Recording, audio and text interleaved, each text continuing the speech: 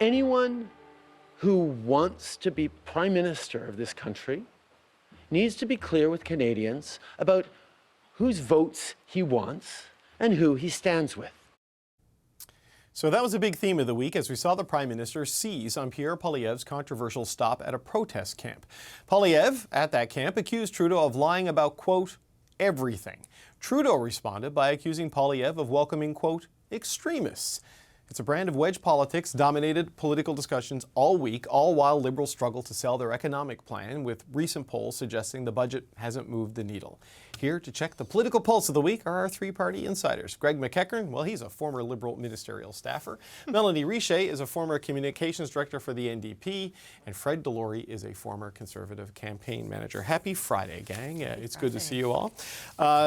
Greg, I don't think you want to start with the polls and the budget and how it's rising. I think you want to talk about Pierre Poilievre's roadside pit stop in Nova Scotia. What are your thoughts on how that played out this week? Yeah, I mean, it's a place pretty close to my heart. I was born not too far from on the Nova Scotia side of the border. I'm always very happy to see that Nova Scotia sign if I'm doing a road trip home. And I guess the Conservative leader saw something that he liked too, parked trailer boy or another roadside attraction, but he decided to pull over. And from the accounts from his office, this is not something you can attribute to a staffing error. This is something that he wanted to do. And I think the awkwardness that has ensued because of this leads to a lot of questions. You know, your previous panelists talked about this as well, the F Trudeau flags. Mm-hmm. I mean, as much as I, might dislike a political opponent, I have never been at a rally or anything where there has been that kind of language about your opponents. I find that a question of judgment.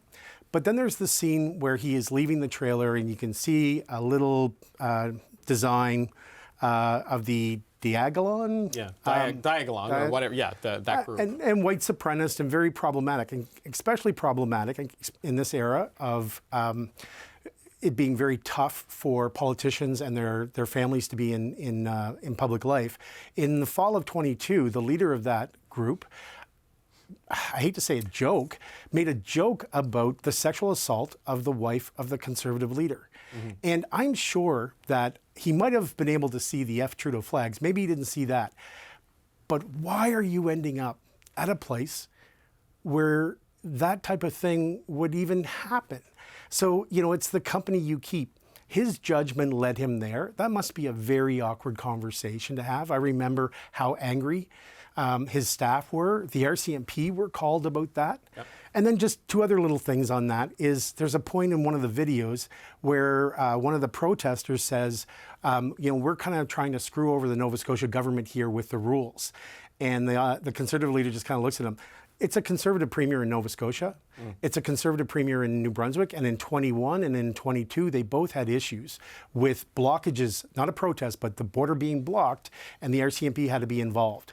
So all in all, the buck stops with the leader on this, and I think it was colossally bad judgment. Yeah, there's some overlap on the border blockade movements and the carbon protest movement in that part of the country. Mel, look, the Liberals have really seized on this. The Conservatives are saying this is a mainstream media invention that is, demonizing normal Canadians, and it's, just the media party trying to save its subsidies. Mm. But what do you make of this whole episode this week, what it tells us, and how it's being seen? Yeah, well, I think it's just more of what we've seen in the past, really, of Pierre Poilievre kind of flirting with that vote that seems to be like a little bit more to the far right than what previous Conservative leaders have done. And while Pierre Poilievre is doing well in the polls, while the Conservatives are doing well in the polls, the election is still a year away. And what we see from the polling is that folks don't like Pierre Poilievre, and that's why he's doing well. Folks are really tired of the Liberals. They don't like Justin Trudeau, and that's why he's doing well. So I would just caution them, the continuous, stopping. There was no reason to stop at that. You stopped at it because you saw the fuck Trudeau part, and you saw the, you saw the signs. That's why you stopped there and you wanted to, speak to folks that you're trying to bring on side that do not represent the majority of views of the majority of Canadians. I'm not going to be able to get through the rest of it. Apologies. Yeah. It means something different in French, and your first language being French. Thank you, Greg. I appreciate that. Anyways, what I'm trying to say is, if you're trying to speak to regular Canadians, reasonable Canadians who are in the middle, who don't traditionally, I'm not going to be able to. I'm sorry, I keep laughing. Who are trying to figure out who they want to be their next prime minister. This is not how you speak to them. And the more that you do these stops, these random stops at the side of the road, I think the more you're alienating those folks. And the more of those things that you have, I think that's going to start hurting you. And I think they need to be careful of that in the lead up to the next one. So, Fred, it's not the first time Pierre Poilievre has gone anything that looks like a convoy. He came to the original convoy when Ottawa was occupied here and voiced his support, for their pushback against government overreach on vaccines, now the pushback, on carbon pricing. Is this something that he is vulnerable for doing? Like, can the Liberals make this work, or do you think it's just a brouhaha over nothing? It depends how it all goes and how it plays out. This one in particular, I'd heard myself weeks before how this was a carbon tax protest that was happening there. Now, I didn't watch the videos as much as you guys have, so I don't know if there actually were carbon tax signs there. So if they're driving by and they see it, I could see him going in and thinking maybe this is a good idea. It was a risk he did not need to take, and I don't think it played well. And I think it does resonate with some people when you talk about these groups and some of the things that these people say at these events. And the things that are different now, you've talked like when Harper was running for leader or for prime minister, we didn't have social media like the way we had it now, and people taking videos and stuff. So the risks are so much higher. But he must know that, right? Like, he knows that when he goes to this camp, that there's phones out, you can see it. Like, you're acutely aware of this. And it's going to be streamed, right? But at the end of the day, it's about what he says at these things too, and that's where he's very scripted typically and knows what he's saying and sticks to his lines. Sometimes he gets thrown off though, and I think he looked a little thrown off at this thing, and that's where I think there's risk in this.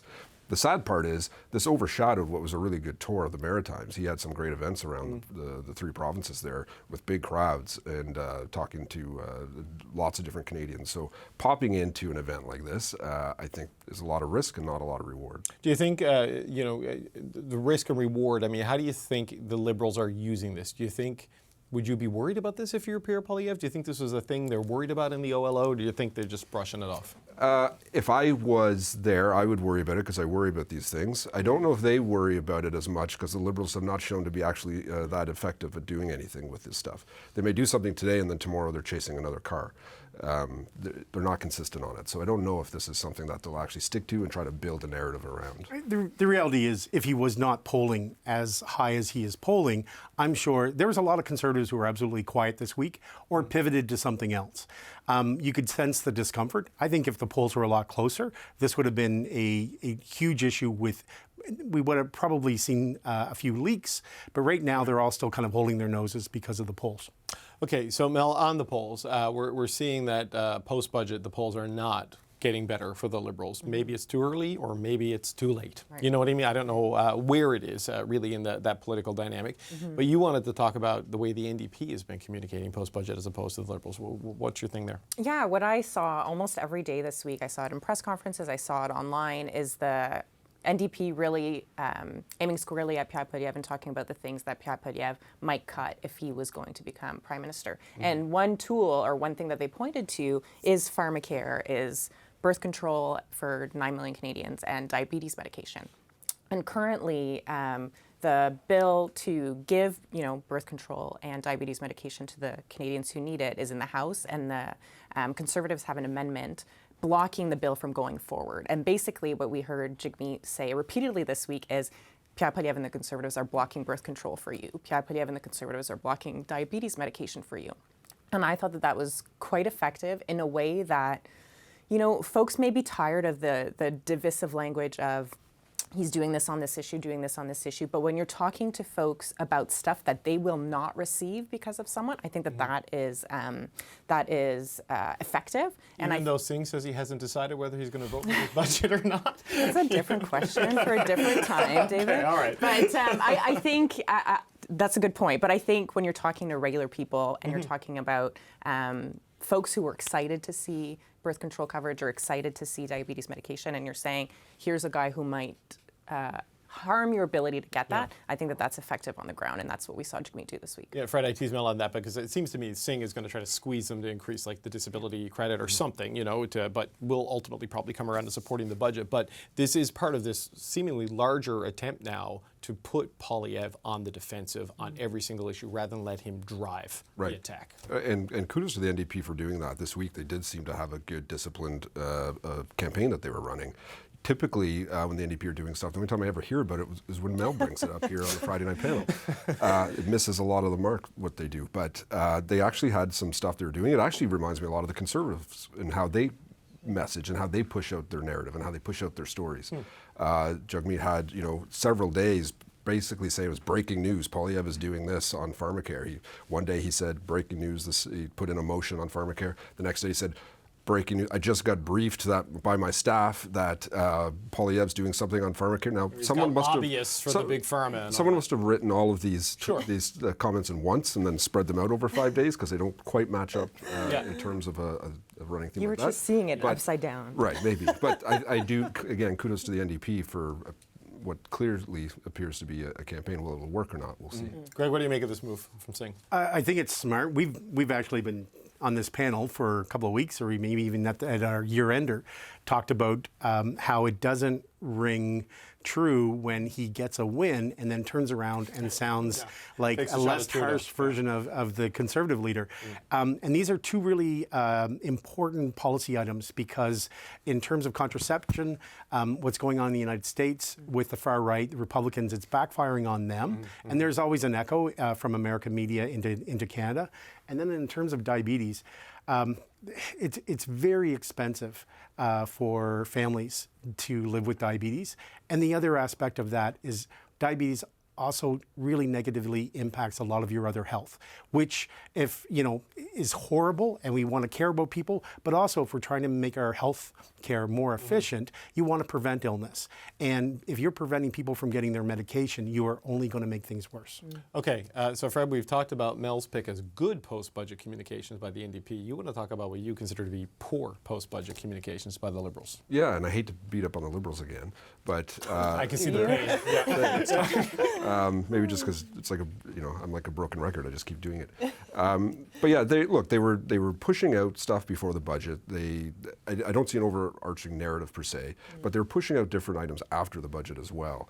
And they had two ministers at different days come on this very show, sitting here talking to you on it, as you recall.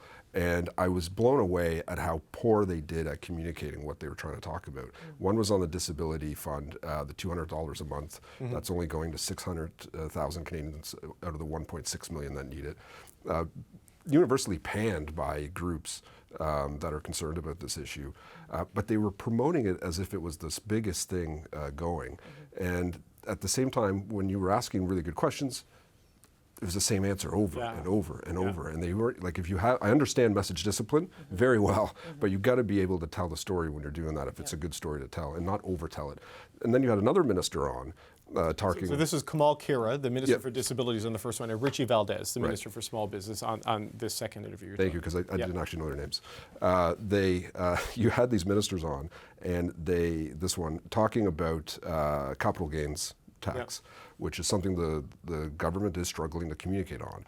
And the question was about doctors leaving this country because they're worried about it.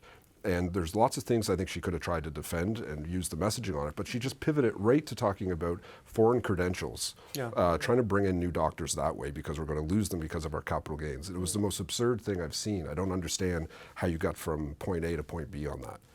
Yeah, Greg, it was an unusual experience for me to see social media accounts and other, alternative media that normally advocate for the elimination of this show and the defunding of this network, making me go viral on social media for my interviews with Liberals that they say we cover for all the time because the interviews didn't go as well for them as maybe they would have liked. What are your thoughts on the examples, Greg? Fred's brought up here. Happy to help. I don't know what to say. We want to preserve the CBC, and we're doing everything we can. I get that. I just noticed how quickly they jumped on a CBC interview with a Liberal cabinet minister. It was bizarre to me. Quickly, I mean, the polls showed, and the NDP, Mel's point kind of picks up on this.